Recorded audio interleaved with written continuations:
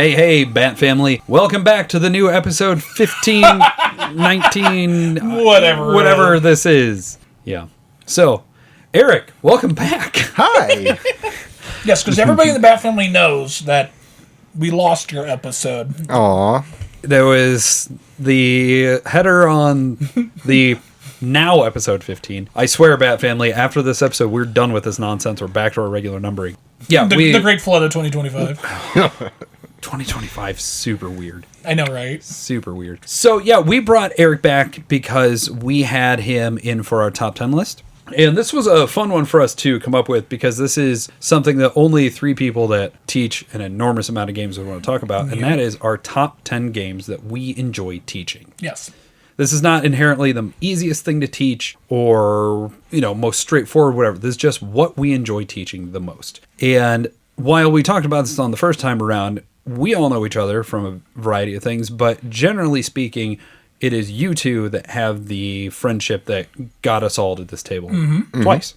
Yeah. So, how did that happen? How did that happen? Was it at Secret Door? No. It was Better World Books. We met there through game nights, and we started playing games there, and we kept going to game nights even through the giant pandemic of 2020. Yep. Because once everything got cleared up enough that we felt comfortable, we got invited to do Gloomhaven together through a mutual friend. I met you at PoppyCon 2023 because we ended up demoing stuff next to each other. And I'm curious to see if that game returns to your list. So I'm not going to say what you were demoing because I'm pretty sure you talked about it last time. And I was teaching Scythe and Wingspan that evening. How did you pick the games that are on your list? I know I said at the top that this is just the games we enjoy the most. Is there any particular order to this, or are these just 10 games that you collated and those are your favorite ones? So the reason why I picked the games that I enjoy is, one, it's ease of teach. Typically for me, I will teach a much more complicated game if I want to, but I feel this is the best ratio of ease of teach to enjoyment of play, whether it be everybody that we get to play with enjoys it or I just really get to enjoy it, so it's easier for me to teach because I'm super excited about playing it. I picked mine basically on the feeling of it. I was generating the list and going down, okay, these are the games I want to talk about. I need to order them. No, wait, I've already figured out the order because these are the first games that come to mind, so that's the order. I feel that. What about you? So for me, it was kind of a mixture of it all, of what is not an overwhelming teach, because while On Mars results in a phenomenal game, a 45-minute teach is still a 45-minute teach. Right. I would rather play a game than teach that, unless that is specifically the evening. I'm looking at it, how well do I know the game? How excited am I to play it and teach it? And how excited are the people that I'm teaching it to play the game afterward? Right. That totally makes sense. With all that in mind, let's go ahead and jump on into the list.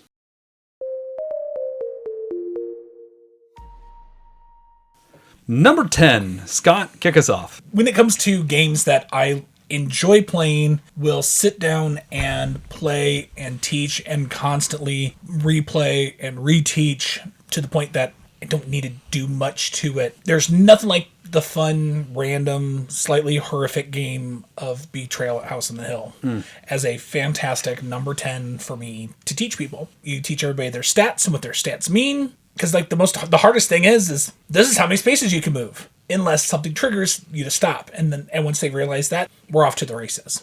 It's very much a flow of the game teach, except for the haunt. And the haunt is brutal to teach, depending on who ends up as the traitor. Well, the nice thing is that with a lot of my friends, we've nicknamed the game Betrayal at Scott's House, because 90 to 95% of the time that I have played this game, I have inadvertently been the bad guy. Even the time that Theater Geeks did it, I was the bad guy, so I walked all the way up the stairs and waited for them to read all the rules to everybody. So I enjoy it. So yeah, it's really, really interesting. And then I will explain what the rules were of my portion of the haunt. And if there is questions of the participants that I'm trying to eliminate if I am the traitor, love that game. Such a classic. But again, as we've said multiple times on the show, just get the first or the second edition. Don't bother getting the third. Sorry. Just get the green box. Just get the green box. You still get the green box.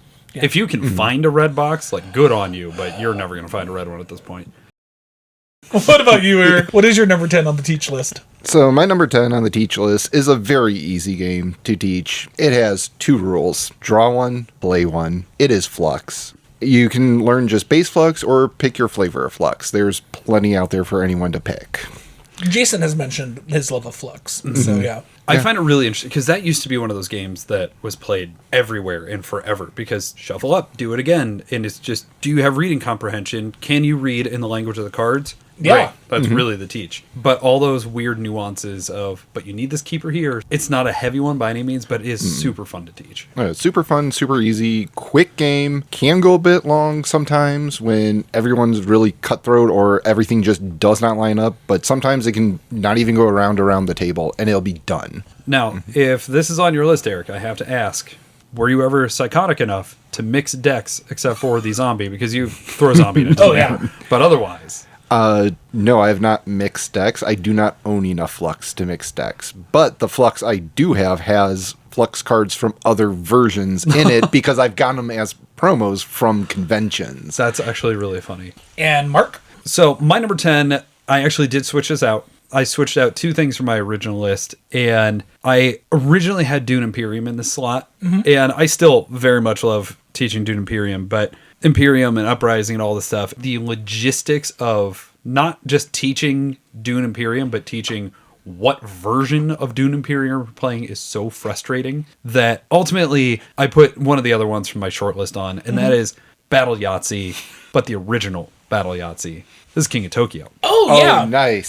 So when you're looking at a lot of people that have not played games before, it is, have you ever played Yahtzee? Yes, you have. Because everybody's played Yahtzee, even if you haven't played the game named Yahtzee. Right. Because you roll your dice, you get a couple rerolls, you keep what's left over.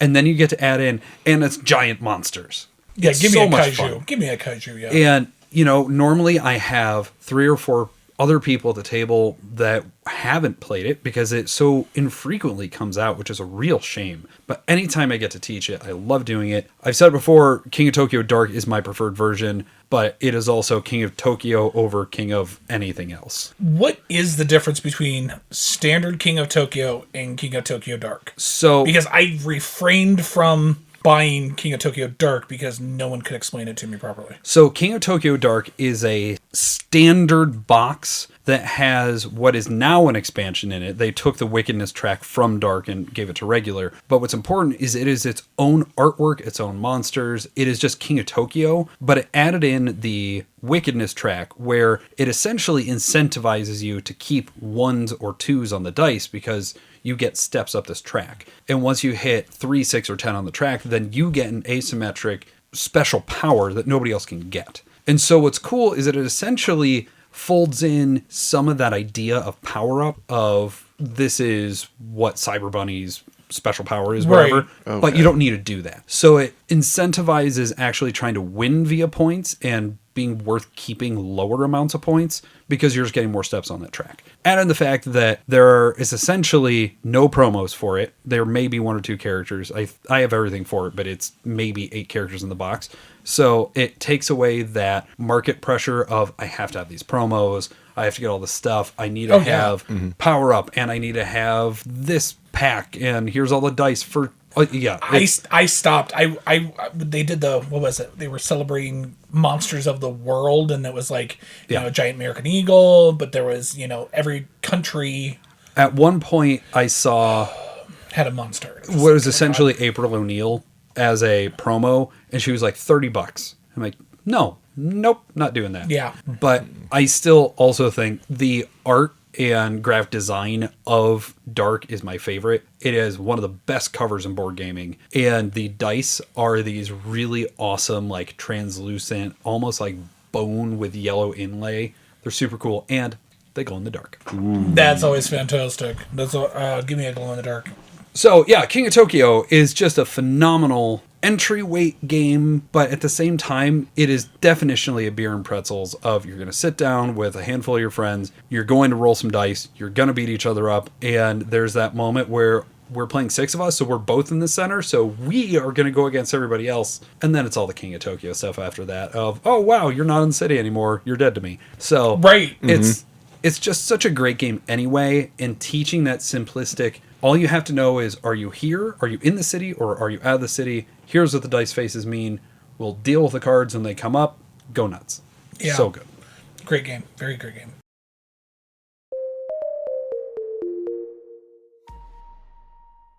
Nine! My number 9, I absolutely love the idea of drafting, and this is probably one of the easiest drafting games that's out there right now. There's just something about really cute anime sushi that makes me just kind of grin at when you sit You there and said play. anime, and then there was a pause, and I was concerned.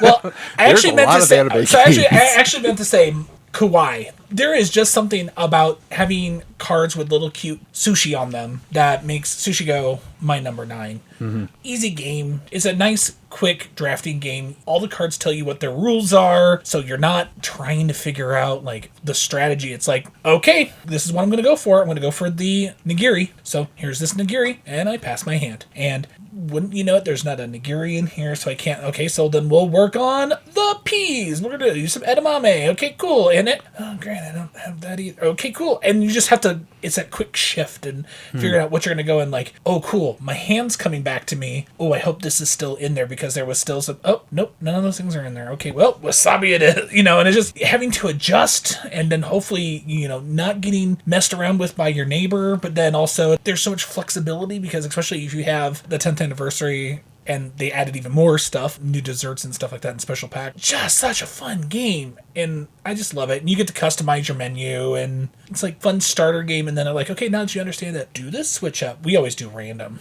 I play with that base menu so often because It's such a good menu. it works. It's super great. really Super good. That's all I got. Okay.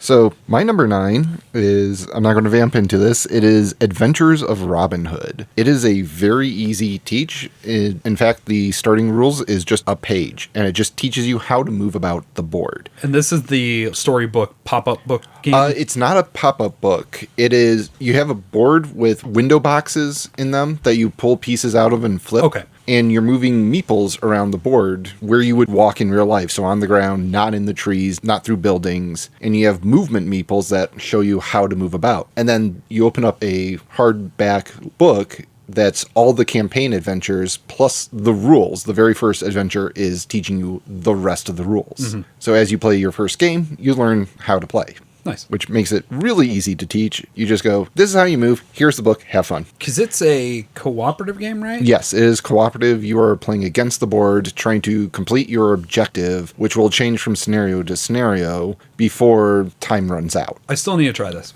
I played over at Erik's house. It was fun. There were some things I was just like, okay, this is a little too simple for me, but still was enjoyable. But I'd say for a beginner game to get in, it's Yes. a great one to get Yeah. in, especially with like co-op and doing something of more campaign style than just, oh, we're going to play a game, put it away, bring it out, play it again.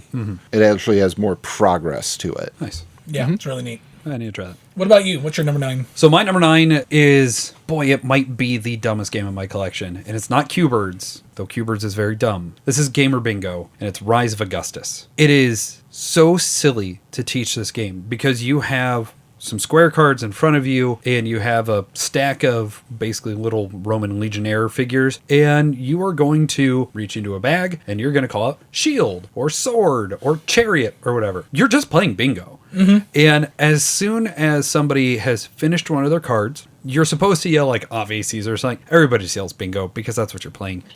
And it has some really neat extra little mechanisms in it. It was one of the games that actually got me to repay attention to Paolo Mori, and I just fell in love with the game. It is completely simple. It is very silly. It's very light. And again, it's taking that, you already know how to do this, of you're looking for B9, here's your chariot. Great. And then you add in, but this is what you're trying to do. You're trying to make a set of the orange territories or the purple territories or whatever. This was remade into a game called Via Magica, which I actually do think is the worst version because it takes the tiebreak rule, because on each card is a number and whoever has the lower number, if you call at the same time, they go first. Okay. In Via Magica, it's just whoever yells something first. And so it takes it from a very clear, I'm just trying to complete this. We understand how this goes into this very squishy, like, oh, I guess you said it. Whatever. Find Rise of Augustus. It's really great. It's an old Hurricane game with Vincent Dutray art, so it's gorgeous. And it's just, I mean, it's like a 20-minute game. And you're just sitting there going like, why am I yelling bingo for chariots and swords? This is so goofy. I love it. Yeah, we played that with your wife and We've played it a bunch of times. and Courtney, and that was we were having a blast. Courtney was like, "Bingo, dang it!" And yeah, it was a blast. Yeah. I've never had that game go wrong. I can't imagine that game going wrong unless you don't like bingo. Yeah, but even still. it's bingo.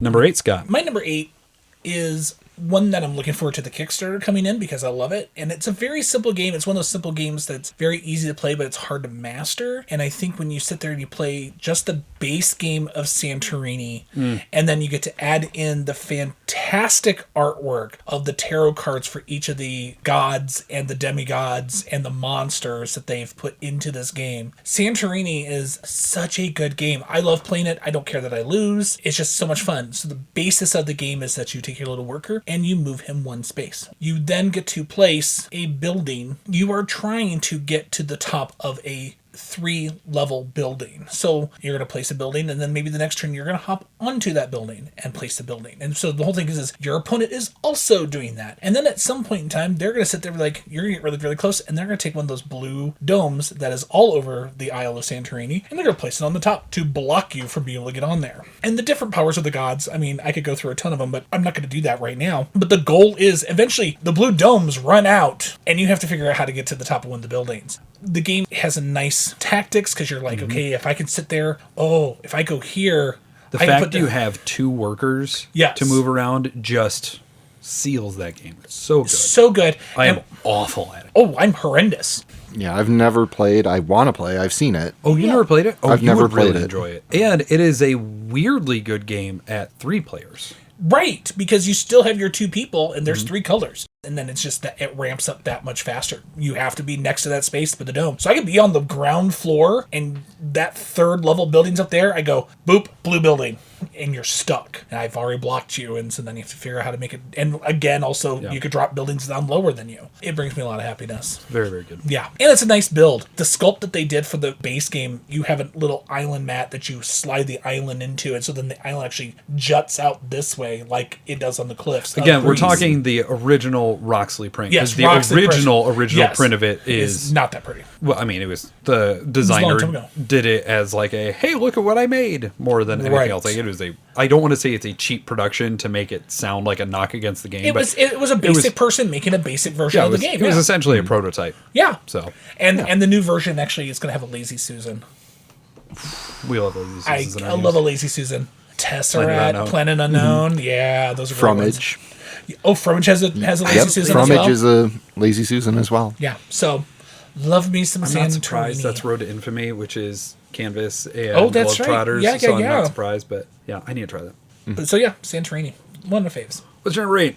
Okay, my number 8 is a very fun game. I learned through the gaming group here. One person brought it, played it, and immediately went out and bought it myself because I enjoyed it, and another person in that play group also bought it. So you are essentially building an island on our wonderful planet of Earth, which is also the name of the game, Earth. I also really enjoy it because there is no downtime to this game. There are 4 actions. Whoever picks the action gets the more powerful version of it, but everybody else gets the same action. So everyone's getting to do something, and everything you do in the game is points. Everything you get is points. So if you compost a card, it's a point. You put a sprout on a board, it's a point. You build up the tree, it's a point. You add cards, it's a point. Everything you do is points, which is really cool, makes for really good games, really close games as well. I was not a fan of this. Okay. Like, at all. To the point where I had entered into a tournament of playing Earth because I'm like, you know what? People like it enough. Maybe I'm just wrong. And I got a couple games in, like, I'm pulling myself. I do not enjoy that game at all. On the table, it's very physically pretty, but it's so easy to knock over the trees and all the sprouts. And it's just, yeah, that one was not for me. I mean, hey, not every game is for everyone. That is perfectly fine. I'm also in that. I like Arc Nova Camp better, so. That's the one I was thinking of that I played it over at PoppyCon 2 years ago and got a gift certificate, so that was the game I bought. I mean, I also really enjoy Arc Nova, but it's much more complex to teach Yes, than it is. Earth is. Earth is much easier to teach. It's, here are the 4 actions, these are what the actions do, this is your end goal, and away we go. Well, yeah, that's Earth. Okay. So my number 8 is one that I forgot that I put on the list the first time, and as I was reviewing this, I'm like, oh yeah, that totally makes sense for me. I love Twilight Imperium 4, but the teach is a lot. But What? it's also all the things that's going on that day. And so, like, there's, the various magics that happen. But as a teach, you really try and get that done ahead of time. But when I sit down with Eclipse Second Dawn for the Galaxy, very specifically second edition, it is so fun to pull out the brand new player trays and say, you're red? Cool. Here's your red tray. And then you get to watch as people open up their tray and they see all their pieces and all their ships and all the stuff. And one of the things that I've always found to be helpful in a teach is mess around with your components. Get familiar with what you're about to play with for the next however long we're going to do it. And Eclipse Second does that so beautifully of here's everything you have. It is a very self-contained little thing where okay, I'm putting my cubes on the top of the tray and that is where I'm going to track my resources. It's just brilliant design that then leads into it being a really fun teach for me because then I know at the end of this, I get to play Eclipse and I love playing Eclipse. So it's one of those that the production itself lends it to making the teach a lot more fun and a lot more interactive with the players. So, yeah, I really enjoy it for that. I have not played that one. I don't know if you're going to like it.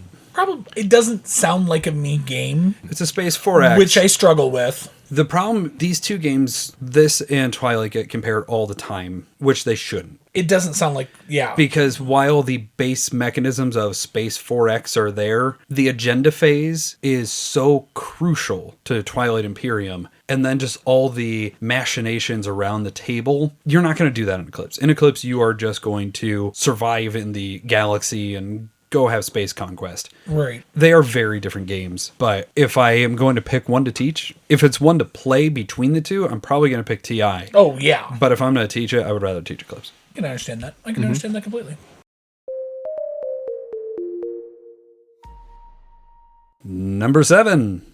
Number 7 is a very interesting one for me to bring up here because very rarely do I pick a game where I don't talk. And there is nothing like being the ghost for Mysterium because it's the easiest one to teach. Because I'm going to show you what these cards mean and what your abilities are as a group, and then I'm not going to talk. And I always pick my friends, or I might know one person, but they know everybody else, and so they can figure out how to get into my brain. And it's very much, it's a beautiful cooperative game where it's a lot of player interaction. And then all of a sudden, wait a second, look at all these things. There's all these circles that Scott has, and this person has a lot of circles on their card. I bet you that's what Scott's wanting us to figure out. Or, oh, look at all this dark blue. It's a fun way to make you expand your mind and figure out different ways of thinking, especially when you're looking at these incredibly abstract cards like Dixit, where Dixit is definitely more family friendly. I feel this is a step above, and working them through figuring out a murder mystery, basically. It's just so much fun. The cards are beautiful. I love the weird art that's on the cards, and I love the weird art that's in the rooms, and each of the individual pictures are people are weird, and I dig it. I go right into the realm, and I'm in that world, especially when I'm the ghost, because it's so much fun to sit there and people go, oh, you're not making any facial expression. I can't read you, Scott. I'm like, you're not supposed to. It's also fun when you're playing the ghost and you give people cards and they go in the complete opposite direction of the most blatant thing you're giving them. Oh, yeah. It's interesting that you put this on this list because I think if you're teaching it to people you already know, this goes a really long way. And I've had people argue me like, this is a perfect convention game. And I strictly do not think that's No, I don't think this is a strictly. No. But I have had much more difficult times playing it with people I don't know, and so I get really hesitant to teach it unless I know every single person in the group. Right. Which is a shame but I also haven't played this game in like 6 years. It's been a long time. Yeah, we played this at Halloween, at Christmas. Yes, that was the Ghost of Christmas Past. Eric, what is yours? Okay, my number 7. Sorry, I had to remember where I was on my list.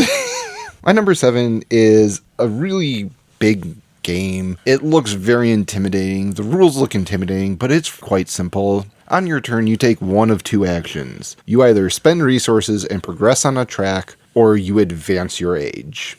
And this is Tapestry. So good. It's a good game. It is a very good game. It is a lot of fun to make those decisions and just so many different ways to go, so many different paths to take. And not any one is a requirement for victory. You can do any way you want. I've won that game going down every single track. So I've lost going down every single track too. Right. Same. But The one I usually ignore, this should shock no one, is the Warfare one. That's what won it Scott for me. refusing to engage in tabletop control? What? I don't know what you're talking about. Well, even when I go down the war track, I don't do it to fight other people or try Right. to take more control. It's literally just to go into the center, roll the dice, get the stuff from the dice. I don't care about fighting other people. I just care about getting to center. Oh yeah, Yeah, I get- can agree with Get that. to center and then get to be able to exploit the tiles you've played down at the exploration Yeah. track. And then at the end, you get an extra civilization. It's a really fun track. Yeah. But I think this is a really fun pick because in addition to the base game being just a lot of fun and that simplicity of this is all you're doing, you can throw in any mixture of the expansions and have it still be really as straightforward. I mean, the third one, Fantasies and Futures, is a little more complicated with like the fifth era stuff, but on the whole, this is a really fun game to teach. Oh, yeah. And it's the replayability, because you can always have new civilizations. Your city center will always be different. Yeah. Makes it so much more fun. Such a good game. Such a good game. What about you, Mark? So my next one is by far my favorite Reiner Knizia game. And I know I am probably in a minority on this because The Good Doctor has countless incredible games, but there is nothing quite like High Society for me because I love bidding games anyway. And this just says, hey, we are a bunch of rich people that are just trying to blow a bunch of money. Just don't blow the most money. Yeah. And that's almost the entirety of the teach. It doesn't take too much more than that. But what you watch happen out of setting that framework in place of we are ludicrously rich and just blowing money, and then watching as these valuations come in where the point cards that range from 1 to 10, I've seen the 10 go for like 5,000, and then I've watched the 2 go later for over 40 because that's the way the deck worked out. It's a really neat game. It's a very straightforward rule set. Again, it's Knizia. He does that. But so much game comes out of so little rules that it's one that I will be happy to teach and then walk away and then try to get on the next game, whatever. It is just such a great game. Yeah. I've played High Society. I did not do well at it. My buddy Sean, he just spent all of his money. So he lost. He lost. I don't remember why I lost. I think because I accidentally spent way too much. I still had money left, but yeah, I wasn't paying attention. And yeah, it's bad. I haven't played this one yet. Oh, Yeah, it's a good game. I might teach it to you guys after this then, because it literally is like a 10-minute game if you get that. It's so good. Oh, I love this.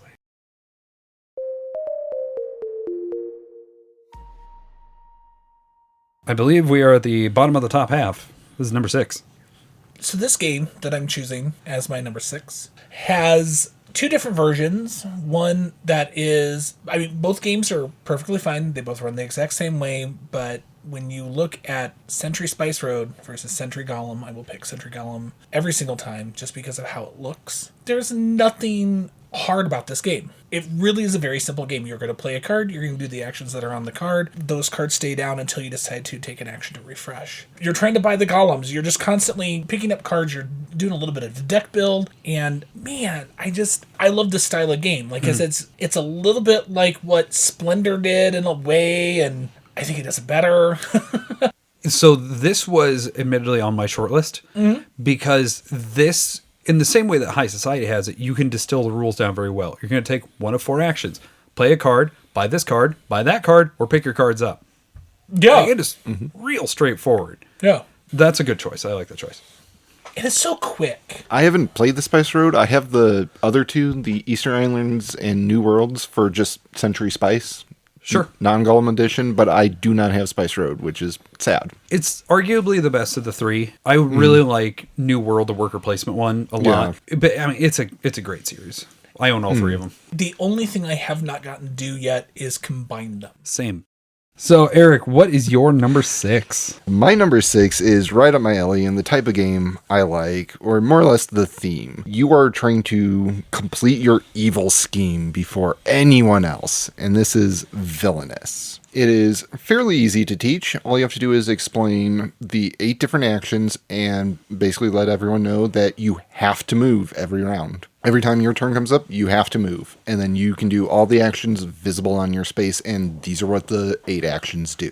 Not every action will be on every board because every villain has their own way of doing stuff, which is really fun, is very asymmetric, and you can have a lot of fun as you buy more and more of the expansions, but you don't have to. The base game is great by itself. Each expansion is good by itself, and you don't even need just the base game to play. You can just pick up an expansion, get 3 characters, and you're good to go. Villainous is great. I mean, we're speaking specifically to Disney, I'm Yes, assuming. Disney. Yeah. I've played the Marvel and Star Wars. Marvel's okay, but the common fate pool kind of brings in a little muddiness to how things run. I completely agree to that statement. I don't like the common fate deck. Yeah, because sometimes, like, when I was initially reading the rules, it's like, oh, if you draw this card and it's a specific character's card, they get the card. No, you are still affected by the card. If you're playing Thanos and you draw a Loki card, you're still affected by it. Weird. Yeah, it's like you're getting fated that, not that person, unless it specifically says Loki gets this card. Weird. No, I don't like that at all. No. Also, the teardown would just be really annoying of having to separate that deck. Yeah. Right? I get it that it's Marvel and it's a shared universe and the heroes and the bad guys have often crisscrossed paths, but the whole idea of Villainous is that this is my bad guy, these are my heroes. It would not make sense in Disney Villainous if I'm sitting there and I'm playing Cruella de Vil and all of a sudden the Beast shows up. What are you doing here? This doesn't make sense. Go away. You might have needed to pick a different character, because that might make sense for Cruella. If the Queen of Hearts randomly has the Beast to interrupt her croquet game. I'm just saying, Cruella might want that code. That's it. True. Anyways, yeah, it's a really fun game. I've not played the other two, just not out of like, I don't like the whatever, but more of, I saw the rules for that shared deck and immediately just went, nope, this game works so much better the other way. Plus, the character choices were frankly terrible in the other two. Who cares about Captain Phasma, really? True. Yeah. But yeah, especially when you're sitting down with a table of Disney people, and then you watch the excitement of, wait, who are my choices? Okay, I want to do this. The game can run long, and you definitely don't want to play it at the full count of 6. That just makes it really long. Oh, God, yeah. It takes forever at 6. But watching people get excited because they do have the really cool little teaching guide and everything else, you can really bring your players into that. That's a really good choice, too.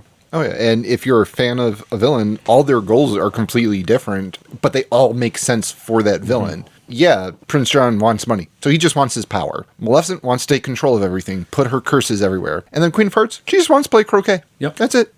She not doing anything nefarious, just wants to play a game. Nothing nefarious about that at all. So my number 6 is one that is another one of those that I really enjoy teaching to a lot of people at once, because again, the rules are very simple. You are either going to have everybody pass a card to the left or the right, you're going to make a trade with one person, or you're just going to play a card down and hope you don't play the wrong one down for the end of the game. And that is Antidote. This is one of my go-to big group party games, and it really does feel like a party game. Because even though there's rules for points and scoring and you can bring in all these little modules and everything else, the only reason you would want to grab the expansion is just to be able to play with more players, and then you ignore everything else. Because the game is so simple, but it gives everybody that option of, I want to play really cooperatively. So I'm going to make sure that I give Scott and Eric all the information I can. And Scott's sitting there thinking like, cool, I'm going to be cool to Mark because he's giving me stuff, but screw Eric. And Eric is just sitting over there thinking, screw them both. And we can all still win.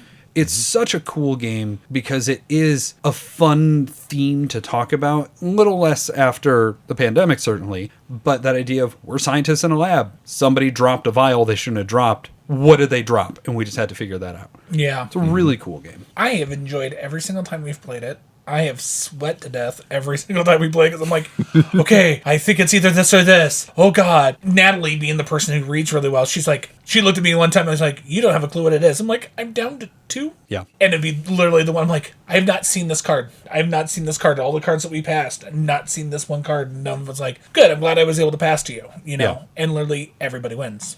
Oh, such a good game.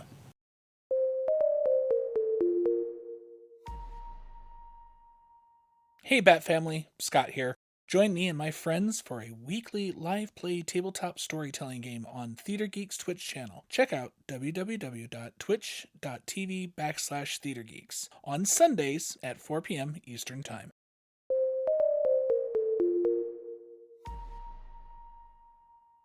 Five. I have 2 words for you. Bread dragons. I love Flamebound. Yeah, Flamebound. Close. God, Flamecraft. I really want to see what happens with Flamebound. Flamebound. Yes, my number 5 of Fun to Teach is one of my favorite games, and we've talked about it multiple times.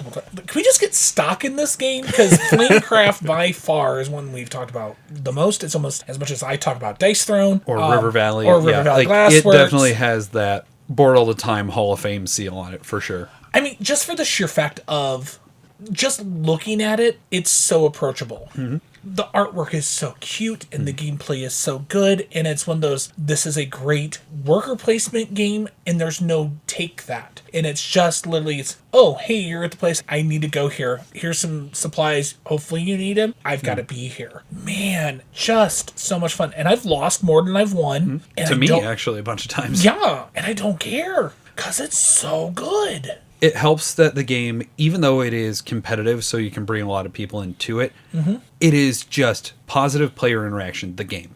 Yeah. And being able to say, like, everything you do makes everything better for everybody. It's just fun to be able to play a game like that anyway, which is, I think, one of the reasons we talk about it as much as we do. Yeah. But having that moment where you tell the other players that, and you watch that moment of, oh, thank God, I don't have to be really mean to somebody, just fade away. Super great. You don't worry about what you're going to do. Oh, you're going there? What are you doing there? Oh, I'm enhancing it because this is going to give me points. Oh, you're going to get, but look what you're going to be able to do afterwards. And they'll be like, You walk in, just make a fistful of resources. Super fun. such a fun game. Have you played it? Yeah, I've played it. Okay. Scott brought it over and we've played it, and it's a ton of fun. I do really enjoy it. The day that I got that game and figured out the rules, I took it to every single person's house for like 2 weeks straight to make sure all my gaming groups got to play it at least once. My friend Jessie, she bought it. Like, she played it once and she went, oh, this is going to be bought, and ordered it and had it sent to her house. I probably would have done that, but I know you, so I know when I can play it. Yep. So, what's your number 5? So my number 5 is one that I've enjoyed playing quite a bit. It's another cooperative game. It is a deck building game. Okay. It takes place in the Harry Potter universe, and it's Harry Potter Hogwarts Battle. Strong choice here. It is a very fun game. It gradually leads you into the game, and it's just, the rules are quite simple. Draw the Dark Arts card, resolve all the villains on the board, play out your hand, buy your cards, place your attack, reset to hand of 5. And if you run out, reshuffle your discard. It's a very simple game. Yeah, I really enjoyed that game too. What was really fun, and I got to play with our mutual friend Scott Isaac, we, at the end of Terms and Potions, it opens up to play everything. Fight all the villains in the game. Wow. I have Charms and Potions. I haven't gotten to play it. We played through the base game and Box of Monsters, and we've even reset both of those because it's so much fun. I haven't played Charms yet. Charms and Potions is a lot of fun. The Charms add another fun element because it gives you powers based on where your health is. That's super cool. I believe for all the charms, the lower your health, the more powerful your ability is. Interesting. I think that would almost make sense because you're just like, I'm now in desperation and I'm going to use this potion, and so it's going to do. Well, it's the charms. The potions are another thing. You're actually beautiful. Yeah, you're actually gathering ingredients to brew potions, and when you brew a potion, you can either add it straight to your discard pile or banish it to get a stronger effect. Yeah. Which you could banish it later when you actually play it out, or you can just keep it in your deck to keep playing the effect. Nice. That's neat. That's another one of those where if you have people that are excited about the IP, it's so natural to teach, especially that first box is so easy to open up and throw down. Yeah. Oh, yeah. It's a good choice. I like that one. Hey, Mark, what's yours? So my number 5 is, I mean, this really shouldn't be a surprise that it's on the list. I've talked about how much time I've spent getting good at teaching this game because I just love teaching Root. Being able to sit there and be like, okay, which faction do you like? What is a gameplay mechanism that you enjoy? Cool. You like X thing, here's your faction. And even if it is a game that I'm going to sit out of, or I will just sit there, because this is very much a game where I will let 4 people play and I will just rules assist on the side. It is very easy to have the reaction route that you have right now. And it makes sense because it's a war game. And I understand war gamers are freaking out because they're like, oh, it's not a war. It's a war game. It's a war game. And there's a lot going on. But once you understand that Root is a very basic framework that everything else is hung on, then you just explain the nuances of each faction. And watching as people go from that, don't know what I'm doing. What is the rule on this? Oh. Very few games have that many click into place moments. And you get to have it with each faction or each just mix of factions because it plays so differently. I love teaching this game. It takes way too much effort to become good at teaching it, but man, it is so rewarding, especially if you're just guiding a group that you're not even playing in, because there is so much there. Really, really like this game. Root is a game that the first time I got to play it was like, hey, we need another person you want to play. I'm like, sure. And they're like, cool, here's your clan. The rules are on the stuff. Which is not the way to teach that game at all. And I'm like, okay. And then all of a sudden it's like, oh, everybody has different things than I do. And I was playing the Erik. Which is who I would hand you if I were just going to pick one. Of the ones that I know of at least the base, that would be the one that I would understand. And I had it for a while, but I felt behind the 8 ball the entire time. And it was just such a struggle bus, and I hated it. It really is a game that requires a persistent teach. There are very few games that I'm willing to sit there and say, not only do I want to play those, but I am wanting and excited to teach them. Mm-hmm. Root is very unique in many situations, and this is one of those reasons, because your first game or 3 is going to be bad because you're figuring everything out. Yeah. I would say as much as I would not mind you teaching me Root. Yeah. Because I know how well you teach games. I appreciate that. Yeah, I wouldn't, you know me, I'm not going to blow up smoke. So you don't. Nope. I pretty much say my opinion all the time, which is why I'm on a podcast. But yeah, Root is not the game. You just hand a person a thing like, good luck. Yeah, no. Villainous, you can largely do that. Yes. Yeah. Because if you're going to pick one of those, like, I'm bad at teaching a game. Like, here's your player guide and here's the little player aid card. You can get away with that. Because, like, the iconography of Villainous is good, and the cards are very clear about everything that goes on. Even though all the players are asymmetrical in that game. Again, it's the framework that all hangs the same. Right. Yeah. The asymmetrical stuff of Root, you can't do that with. You have to make sure that the people understand what's going on. I think Root's a great game for other people at my current point of understanding the game and the experience that I've had with that game. And I've played it multiple times, and I still sit in that same spot. And I think this is why this persists as being on the list as high as it is. And frankly, I could probably swap this with my number 4 because I very much like doing this. But that idea of having somebody come to me and be like, I don't know what I'm doing. Can you teach me? And then watch them get excited through the course of it because that understanding is happening. There are very few teaches like this. I love it for this list. Yep, I can totally understand that. Also coming from a spot of someone who tried to learn the game while also trying to teach other people the game, I was not having the best of time to try and constantly explain every last thing and trying to have other people figure out their factions. And yeah, it hurt my head to do. I would need to probably dedicate more time if I were to ever teach the game again. Thankfully, when I got into it, the first Clockwork box had come out, and that was really, really helpful because I was able to sit there and learn my faction, and I just played the other 3 factions of the main box as Clockworks, which are automated, very simple, very easy to use. A lot of components, but like I said, it takes a not insignificant amount of work to become good at teaching it. But using the Clockwork system to learn it made that go much, much easier for me. Our number 4.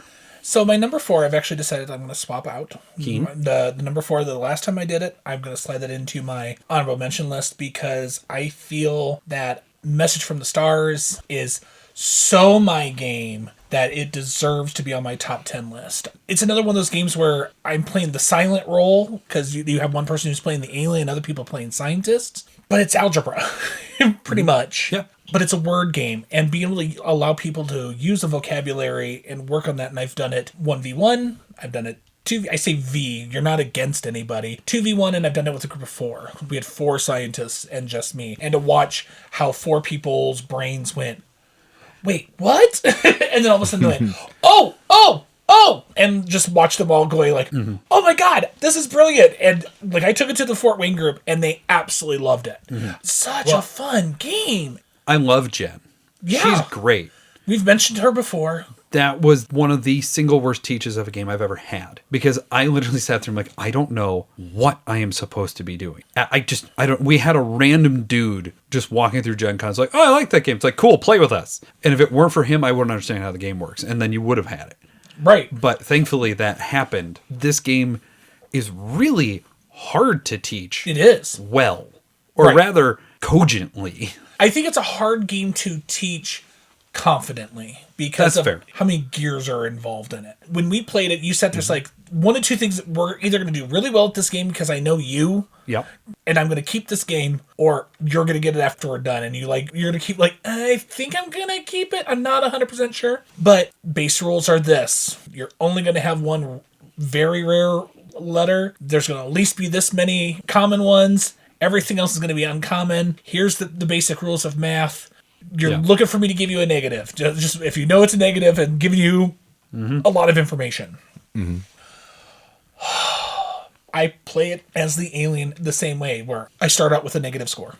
Here's my word that gives you what you need out of the Mad Lib, and your first score is going to definitely be negative because I want you to be able to eliminate a whole bunch of letters so you already feel like you know what you're doing. Me doing that's what I've learned as the teaching of the game, because I think it's best to be the alien first when you're teaching that game. Makes sense. Hey, guess what? This score is -4. And everyone's like, wait, what does negative mean? Oh, wait, Scott's giving us the suspicion letter. Cool. I get to cross off all these other letters. And you automatically feel like you're accomplishing something on your board. And to watch all my friends go, ooh, that's what that means? Okay, yeah. Okay, cool. Yeah. They dig it. I'm sure you enjoyed watching me sit there and struggle with trying to figure everything out as the game goes on. It had to be better than that night that I was... Oh my God. You were like mad at yourself. You're like, how is this? And then all of a sudden, like, and you said something to the effect of, if you don't think it's that, then it's probably not that. And then I looked at it differently. I'm like, oh God, son of a... Yeah. It's that whole thing of, if it can't be that, what it has to be? And, oh yeah. But the whole thing is I've had to do that with everybody. He struggled with it for a little bit. It was just like, okay, continue with the scientific theorem of, if it can't be this, then it has to be. And then the Fort Wayne group did it. Everybody it also doesn't help that particular game, we started it at like 3 a.m.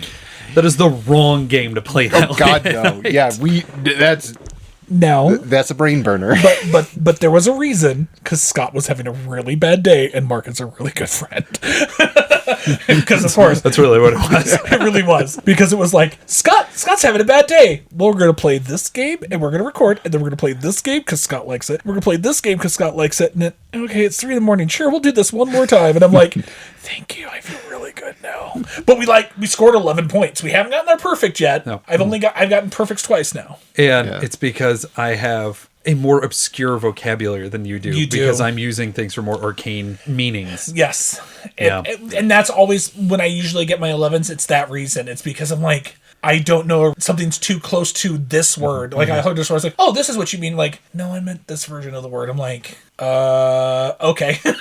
I get it. I think at worst, the two of us, we typically miss maybe one word. And that's usually either me giving you a weird word or me just completely misreading the word. Most of the time when we lose points, it's the letters, and it's usually a truth letter that gets us. Yeah, I usually lose it on me guessing with the scientists. So most of my 11s have been because I've goofed up as the alien. The other way around is the letters were wrong. I've never gotten lower than 11, and it's because I have picked an obscure meaning for something. Most of my scores are 11s. I've scored 12 once, ironically, with Jen. I love that game. It still shocks me it's your number 2 and not your number 1. I get that Dice Throne is one you love, but by God, it just baffles me that it's not your number 1. I mean, time will tell. Sure. It's a whole lot easier for me to play a game of Message from the Stars than it is to me play a game of Dice Throne. Why my number 1 shifted? So, I mean... Well, there's a lot of reasons it did. Maybe this year will be that. We'll see. Sir. Yes, my number 4 is the one that got me really into trying to do more playtesting, getting more involved with different companies, and that is Disney's Sorcerer's Arena. Your second Disney game. Yes, my second one. Sorcerer's Arena. It is a Disney battle game where you pick 3 Disney characters and you fight against another team. It's a 1v1 or a 2v2. So it's either a 2-player or a 4-player game. When you play with 4 players, you're playing as a team. So you only pick 2 characters and you team up with another 2 and you're going at it against another 4 characters. Oh, interesting. So do you each have 2 on your team, or is it... Oh, okay, so there's 8 people in the arena instead of 6. Correct. Okay. So each person controlling the characters are only controlling 2. Mm-hmm. So when you pick your characters, each character has a deck of 10 cards. All the characters you pick, you take those decks of cards and you shuffle them up together, and that becomes your deck for the game. So you're drawing the cards, you're playing them out to either use it for the abilities, give them boost their damage and movement, or you're just moving your characters about as you take actions. And you get 1 movement phase, action phase, and skill phase. And you are just trying to get to 20 victory points first. Nice. Whichever team gets there first wins. So you either get points by controlling control points in the center of the board, or by knocking out your opponents. So it sounds like it has a action selection system similar to War Chest or Undaunted, where you're basically whatever you draw on, you are getting to use that for. But it sounds like there's that difference of you're not actually having to deploy the card itself. Correct. The characters are already deployed. Unlike in War Chest, you're not putting the characters out, but the cards in your hand are different actions. So if I have, say, Scar and Maleficent on the board, I have a mix of Scar and Maleficent cards in my hand. I can use any of them to boost their movement or basic attacks, or I can play out a Scar card that's a specific type of action that I can use to either give him a specific type of attack or better move and attack, or some different ability than just, I'm going to move to attack for 2. Nice. So it kind of gives that little bit of strategy to kind of, okay, where am I going to move my characters? How am I going to knock them out? Do I want to lose my characters? Am I going to be able to hold these control points throughout the game? So it's a lot of strategy and trying to figure out what your characters are going to do, how they're going to do it. And when you play at the highest difficulty, the cards you play out also have little gear icons on them on the bottom. So once you amass 4 specific gears in your discard pile, you can then banish those cards out of the game to flip your character cards over and give them upgraded ability. Oh, very cool. Mm-hmm. That was one that I remember watching you teach. I'm like, that looks actually surprisingly interesting. Because when I heard the game announced, I'm not a big fan of boss battlers or just arena games. And hearing you talk about it now and remembering what it looked like on the table, I would definitely try it out. My number 4 is the other one that I switched onto the list, and I taught it this evening. It's Veiled Fate. You guys have heard me go on and on about Veiled Fate in the past, so I don't need to do it again. But just being able to say, we are gods, we have accidental children, let's make them gods too. And just explain that you have largely 2 things to do on your turn. Move a demi, or play a god power, or you rest. It's that straightforward. But getting that chain of, wait, what are the consequences of why am I doing this? And watching as people are figuring out. And inevitably, that first play that somebody has is just, oh, I wasn't paying attention to what you're doing. I was just trying to make sure my character was staying alive. And then seeing over time and over more plays how that very simple system just turns into these massive and deep choices off of move a guy. It is one of the smallest teaches I have, and it is just brilliant every time. Ivy Studios just does a great job in the fact that the teach is so good. Yeah.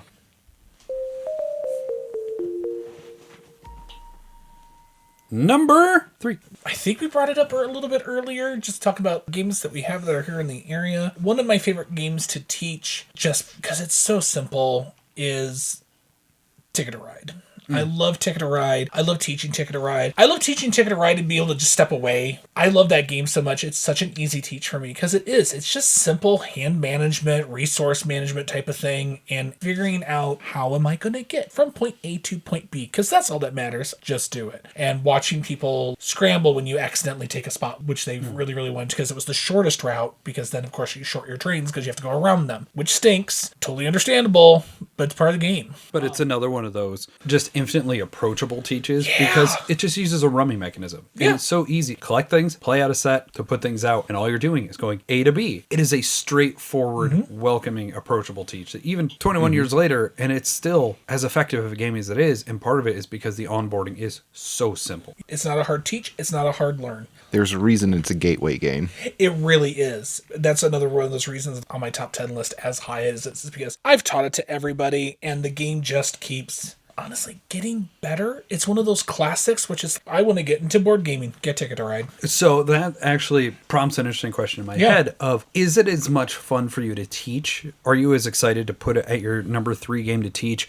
because finding a person to teach it to is so rare? My favorite way to teach this game is like, we are rich where money is no problem, and you just need to connect point A to point B, let's go. And those people that haven't played that game, which, if yes, there are rarities, but I think now that the hobby has gotten so big and the market is so flooded, there's so many things to choose from. It is fun to find that random person who doesn't know about the game, because I will talk ad nauseum. And then it's like, my friends that have just played the base game, it's like, okay, cool, let's introduce Europe. I love that game.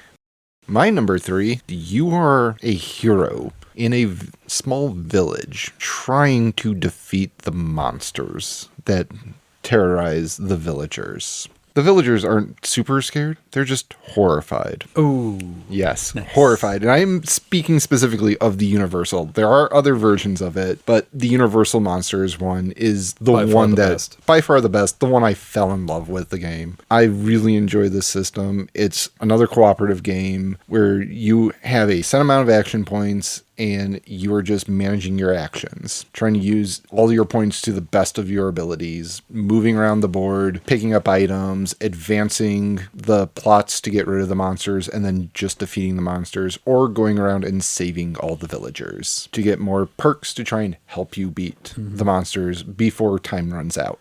And being able to sit there and teach the unique rules for each one, of being like, okay, Dracula has places he can run to. We got to break all the coffins first. Or the bride and the creature, just get them together. That's all we need to do. They just need to be together. No, they need to be kept apart until we make sure their humanity is correct. Then you bring them together. There you go. Yeah, that's a great choice.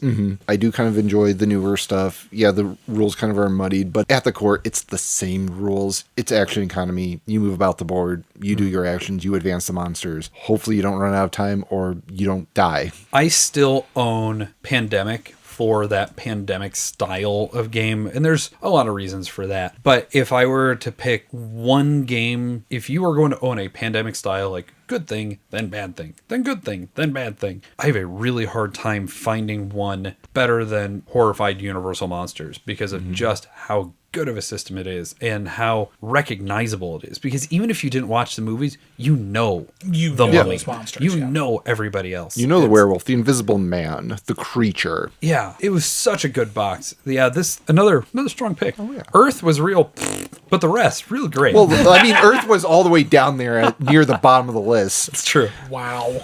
I'm sorry, I had to. Did you though? I did. Oh, just wait till the next one. All right, so we're at my number 3.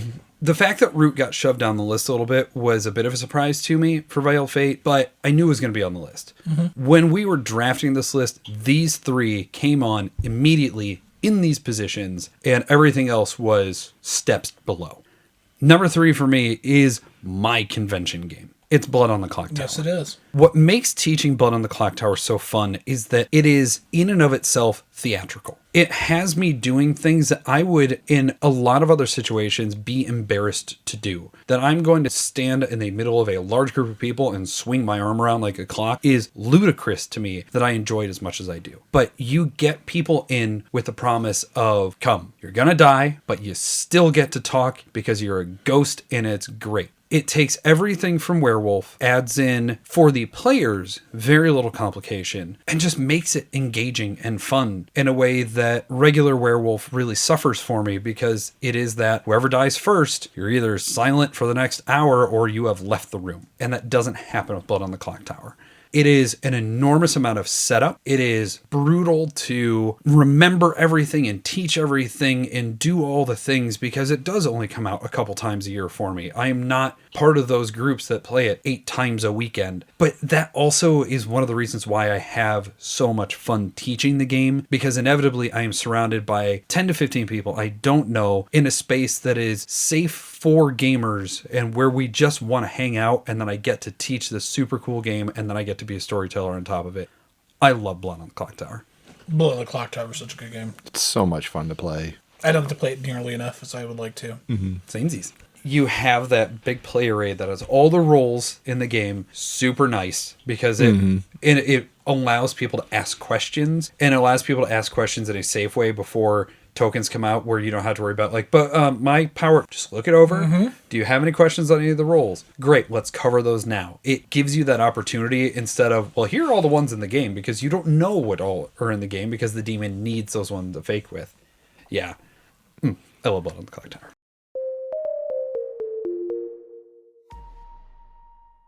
Number 2. My number 2, I'm actually having them as a pair of games because they both work off a very similar mechanic. I have not seen any game, I mean, maybe there are out there, but I have not seen anything like Point Salad and Point City. I'm going to preempt your entire segment here by saying I love the fact you have Point City on here when I've only gotten to play it once, and he taught it to me wrong, and I have yet to play it correctly. So I'm not great at teaching all the games I play, but the other people got it. I taught it right too. I just love the actual mechanic of this card has your materials, but if you flip it, it's how you score points. Again, that's one of those really fun moments to see a new player interact with of, okay, so I'm going to take this because I'm going to try to make that card. I'm going to get that. Where did it go? What do you mean it's now a piece of lettuce? What? Right. It's such a little thing. It's a lot for a person to grasp at first because it's so unexpected. Yeah, because cool, I'm gonna pick up that scoring trigger because the card right above it is lettuce. I grab it, automatically flips. Wait, what? Great, now I have a piece of lettuce that does me nothing right now. Yeah, beautiful. Such a fun mechanic. So when they said Point City, I was like, yep, I'm already in. Just let me know, take my money, and then once Point Galaxy comes out, it's gonna be the same thing because I love Point City. If you sat there and said, like, we're going to play Point Salad, great, I'm in. I can't stand the fact that it's a gaming meta joke, but you remove that from it, I have a great time with it. Oh, it's a gaming meta joke? Yeah, because a Point Salad is a game where any action you take scores you points. Oh, I've never heard of that. I've never heard that. What other games would be considered a Point Salad? Anything from Stefan Feld, Tapestry, Blood Rage. Earth. You throw a dart. Point Salad is very, that's the reason for the name. Oh, okay. That it's a joke on gaming. Parks is a Point Salad game. I've never heard that term. Okay, Scott, first recording was the first time and only time I've heard something being called a point salad. Wild. Okay. Well, anyways, for me, it's a big thing that it's a meta joke. For you guys, apparently, it's whatever. Hey, so on to that. What's your number 2? Okay, my number 2 is along the same lines as your number 3, Mark. This game actually has a lot of meaning to me because it is the one I did the most in college. This is what we stayed up till 2 a.m. playing in the middle of our common area in the UC, where other students would be walking by and kind of wonder what we're doing, screaming, yelling, cursing at each other, pointing at each other, yelling at the person that can't speak, and that is Werewolf. This is the one that got me into gaming big time, got me into doing demos and wanting to give back as actually helping out the company that produced it. I love this game. I enjoy it. I enjoy teaching the game. I enjoy watching people play the game and try and figure it all out. I love watching people on the sideline as I'm sitting there storytelling and a night is going on and they see everybody waking up and kind of realizing what is going on, who the bad guys are, all the things going on, and watching everybody try and figure out the puzzle. And even the people getting eliminated, figuring out, oh, you're the werewolf, and giving them the angry point, and the werewolf just smiles at them as they go on their next kill. It's excellent, and yes, Blood on the Clock Tower does fix a lot of things with especially the deaths and keeping people in the game, because I understand once you're dead in a 12, 15, 30 player game, you're out for 2 hours. Yeah. You're just done. Yeah. Just especially in the 30 player ones you can find at Gen Con. Oh, yeah. It's better to just walk away, go get food, come back later, see if they've started a new game. Yeah. Yeah, that's Werewolf. I enjoy Werewolf.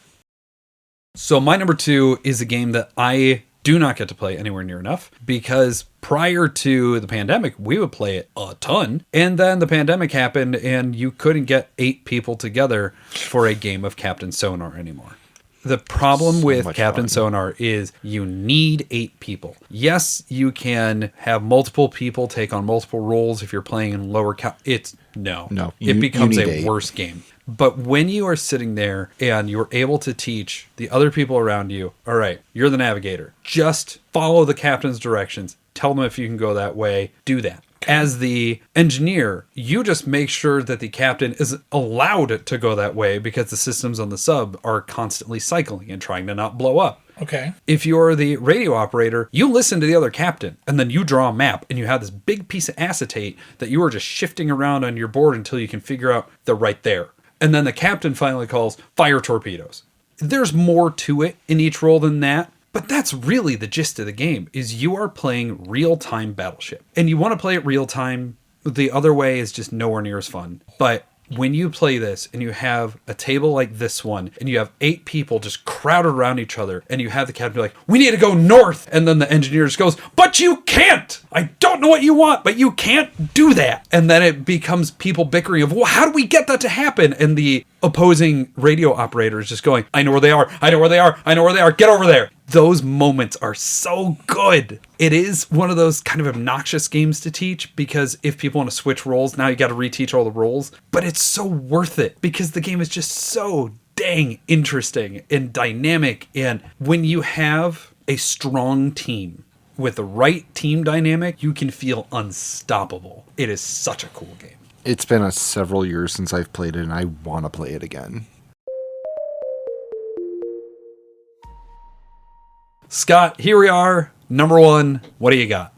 This should shock nobody. It's Dice Throne. I mean, for all the reasons that you talked about King of Tokyo, you could say the same things about Dice Throne. I just enjoy the mechanisms that happen in Dice Throne. I talk about way too much on this channel, and even more so of the Dice Throne adventures. There was an interesting take on the game that I heard recently where, yes, the game is luck and it's all the thing. It's dice rolling. But because it uses that basic poker system, you can almost always come out with something. And if you end up with a turn where you don't do anything, it is basically because you chose to keep rolling in a way to land with nothing. Because otherwise, and it's normally when you're shooting for your ultimates. Yeah. But otherwise, you can get a pair. You can get a 3 in a row. Yep. You can do that type of stuff. It was an interesting take where it made me realize there's more player agency in the game than what I was giving it credit for. I get why you like it. And especially with Dice Throne Adventures, the fact that you purchase cards, so you get to upgrade your cards. In fact, actually, you start making your deck bigger, and then you start upgrading the cards. And I'm just like, oh, so good. Nice. Just so good.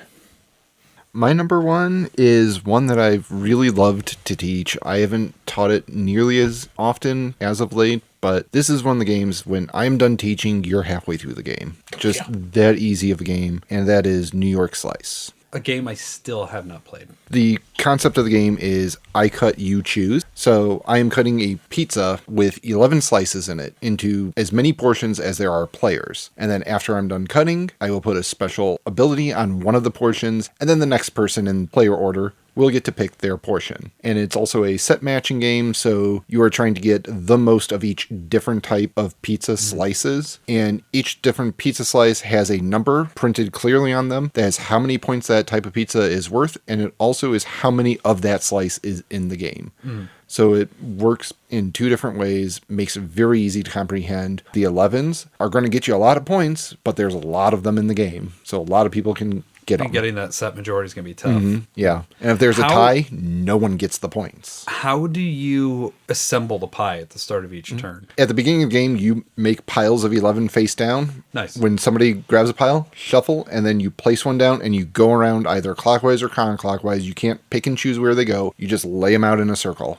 Nice. Okay. It is one of those, I can't think of a better theme for this, but also a theme that makes no sense because I'm not going to end up with a pizza with 8 different toppings on it. No. But it's such a brilliant idea for an I Cut You Choose. I know it's perfect for the style of game. And I mean, all the pizzas are real pizzas, and there are some other mechanics, like each pizza or a lot of slices have pepperoni. Everyone loves pepperoni. So if you eat slices with pepperoni on it, you get those pepperoni as points. Another thing, when you grab a portion, you don't have to keep those slices. Nice. You can just eat the slices, put them off to the side just to get points out of pepperoni. If you don't think you're going to win a majority on one of the slice types, you can just eat those slices. So long as they have pepperoni on them, you can just eat them away.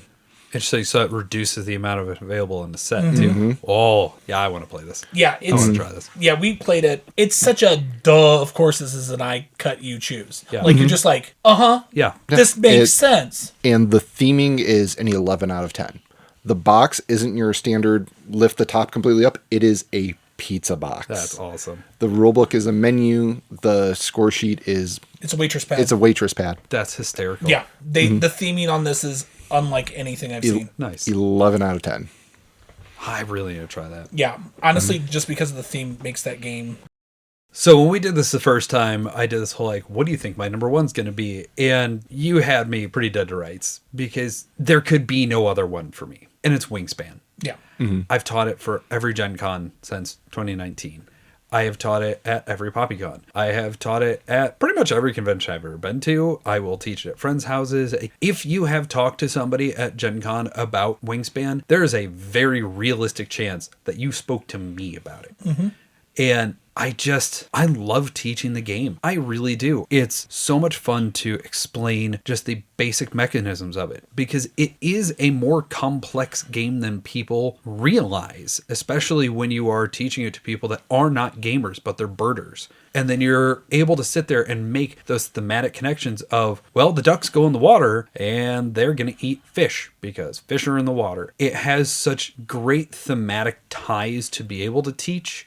And then it just has so many great gaming mechanisms within it. And then beyond that, you get to talk about the awesome design team, where you have the all-female design of Elizabeth Hargrave and Natalia Rojas and all the artists. It is just top to bottom one of my all-time favorite games. It is something that I still am getting questioned about of what's the difference between this and Wormspan. I'm going to get it for what's this and Finspan. I can't help it. I really love teaching Wingspan. There's a reason why I have over 100 games on those shelves behind me. Man, that is really whittled down from the original number that it was at. But I have everything I have back there. And I am more excited to teach Wingspan, despite the fact I have taught it quite literally thousands of times, and I will still do it and be very happy to do it for another 4 days later this year at Gen Con. We've talked about the game before. It's one of those like, who would have thought a bird game? Like, I missed it the year it came out. I've said this before. I missed it the year it came out, and then I got to play it. And then I kicked myself. And then I course corrected it from then on. Same. I heard about it at that Gen Con. I'm like, I don't know why this is selling like hotcakes. Played it, found my copy. I will still look at a game and be like, nature theme. And then I remember, oh yeah, but look what Wingspan did. Like, anytime I can think like, maybe, but then there stands Wingspan being like, but hey, remember this? Yeah. Oh, Cascadia. Cascadia is a great game. And it was one of those like, ooh, I don't know. But then again, I'm exactly like you. I'm like, you look back at Wingspan. Yeah, it's still a really good game. That is the strength of Wingspan. That is something that I can literally say I have taught it thousands of times, and I still love doing it. Which makes absolute sense why it's on your number one.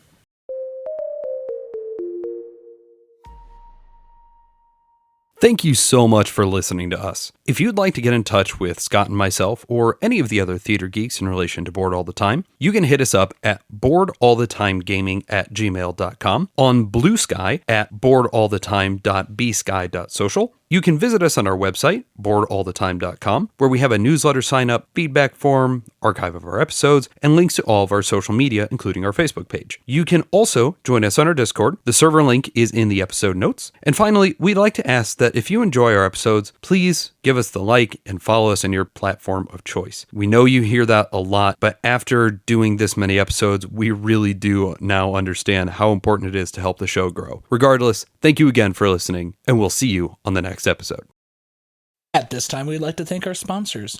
Do you like shiny math rocks? I like shiny math rocks. Go to Robin's Nerd Supplies and use the code TheaterGeeks and receive 10% off your order. Links to the website is in our episode notes. Also, we'd like to thank EcoL Press, a local printing company here in the South Bend area. Happens to be a union shop, and they do everything for your gaming printing needs. And what's so nice is that they're environmentally friendly. You will also be able to check them out in our episode notes.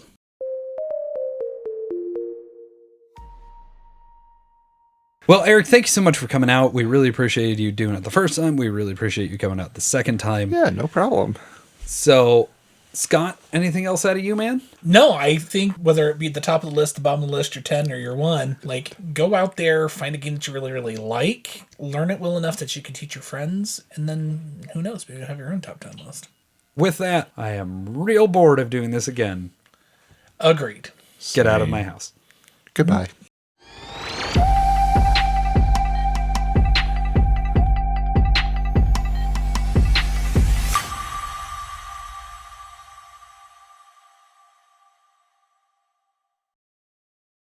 I figured it's on the top of my list, so. It is the top of your list, at the bottom of the list. I hate him. Why do I do this with him? I don't know. Why do you do this with him? I don't know why I do this with him.